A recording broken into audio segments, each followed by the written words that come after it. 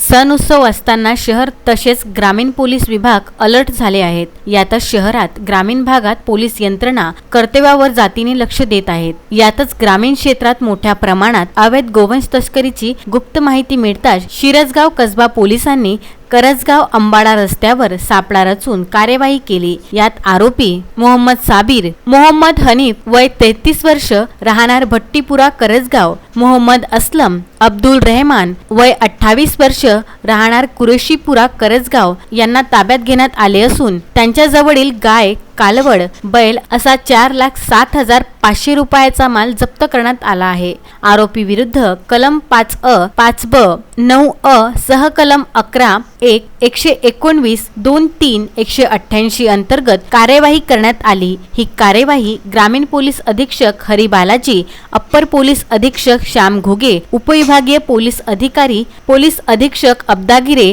यांच्या मार्गदर्शनात Shirasgaon Kasba police station police निरीक्षक GS Upadhyay, police constable Sanjay Tayde, Vitthal Munde, Purushottam Makode, Suraj Bele, Ankush Arbat, Pravin Thakare यांनी ही कारवाई केली।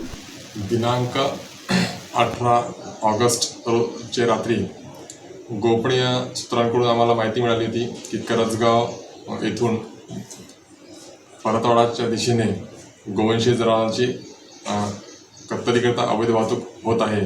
त्या अनुषंगाने आम्ही अधीनस्थ स्टाफ यांच्या मदतीने त्वरित करजगाव अंबाडा या मार्गावर सापळा रचला। त्यावेळी करजगावच्या दिशेने अंबाडाकडे जात असताना गोवंशी जनावरे आढळली। सदर जनावरे हाकताना दोन इसमांना आम्ही ताब्यात घेतलं।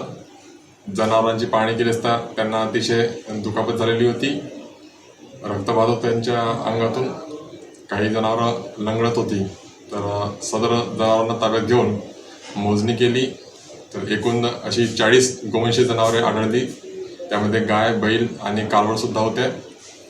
सदर जनावरांची वैद्यकीय तपासणी करून आरोपितांना ताब्यात घेतलं। एकूण 40 गोवंशी जनावरे आपल्याला मिळाली। त्या ठिकाणी सदर प्रकरणी पोलीस स्टेशन शिरसगाव कसबा येथे आरोपितांविरुद्ध विविध कलमान्वये गुन्हा नोंद करण्यात आलेला आहे। सदरची कारवाई ही माननीय पोलीस अधीक्षक साहेब अमरावती ग्रामीण श्री हरी बालाजी, अप्पर पोलीस अधीक्षक साहेब अमरावती ग्रामीण श्री श्याम घुगे आणि अचलपूर विभागाचे उपविभागीय पोलीस अधिकारी श्री अब्दागिरे साहेब यांचे मार्गदर्शनाखाली आम्ही पार पाडली। SCN न्यूज परतवाडा व विदर्भ न्यूज अमरावती करिता पंकज साबूसह नितेश दुबे यांचा हा वृत्तांत।